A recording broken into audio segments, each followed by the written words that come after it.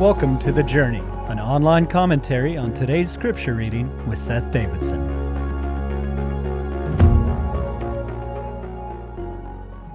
Today's reading is from Mark chapter 9, verses 30 through 37. They left the place and passed through Galilee.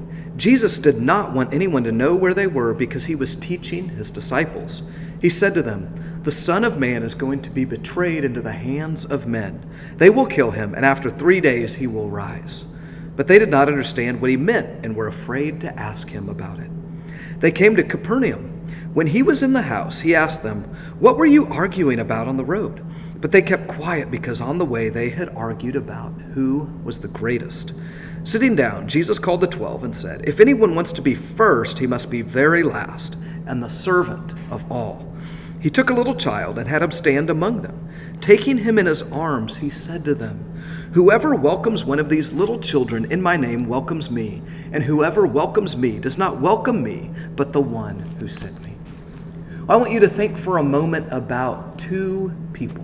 Think about the greatest leader in your life that you had the most respect for, that you wanted to follow, whether it was in a working environment or a volunteer position.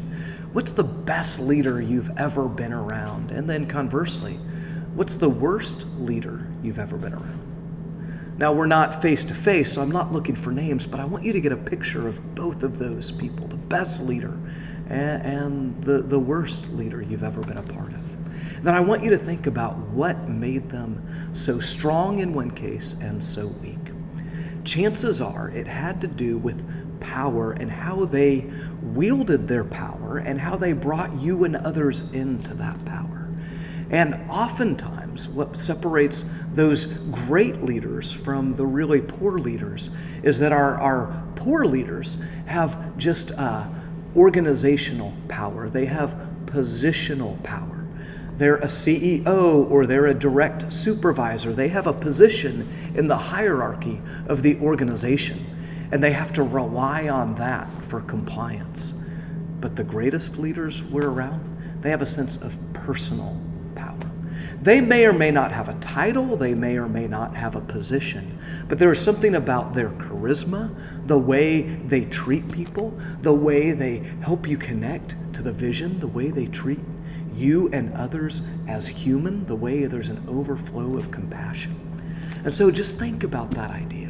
When it comes to the people who we are around, the people in leadership, the people that we want to serve beside and under, are they people who just have positional power? They're in a hierarchy, in a structure, in an organization. Or is there something deeper? Is there a sense of personal power to them? So as we read this passage, the disciples are they're on the road. They're going from Galilee to Capernaum, and on the way they're having a discussion about who's the greatest, who in the pecking order is at the top of the hierarchy, and who's not. What is totally fascinating about this whole thing is Jesus has just told them he's about to die and be raised on the third day. They've been around Jesus. They've seen that he is a servant leader, and yet they totally miss the boat. So Jesus has just said this, and then they're on the road, and they're all concerned about the pecking order and who has power. And so Jesus seizes that moment as a teachable moment. And he says, hey, if you want to be the greatest, if you want to be first, then you must be the last. You must be the servant of all. By the way, he demonstrates this in his own life, first at the Last Supper, when he will take off his outer robes and become like the lowliest slave, the lowliest servant in a household, and wash the disciples' feet. And then he'll go to the cross, suffering a criminal's death. He exercised servant leadership. He gave his life. He gave everything he had. So he'll demonstrate what this looks like. And so then I love in this passage, Jesus grabs a child who's nearby, and he wraps them, embraces them in his arms. In that day, children didn't have any power, nor were they regarded with the same. They were loved, of course, but they were very low on the totem pole.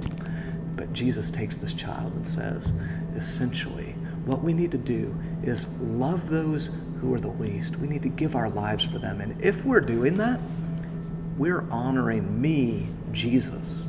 And more than that, he says, you're honoring my Father. See, for Jesus, it's not about positional power or authority or structure. It's all about personal power. It's all about a life well lived. It's all about character. It's all about following God and making a difference. And by the way, as I encourage you to think about the great leaders and the worst leaders, with or without the position, the great leaders had great influence, had great impact. And they really did make a difference in your life and in others. And so the encouragement is for you and I to be like that. Wherever we're at, whether it's a job context or an environment where we're serving or leading in some capacity, let's take Jesus at his word. Let's be servant leaders. Let's not worry about being at the top in the pecking order. By the way, if in our organization we are at the top, so to speak, we have every opportunity to be servant leaders, to create a culture where others are elevated. And that's only going to increase our leadership stock. So it's not at all bad-mouthing any sort of positional authority. It's just, where do we rely on that?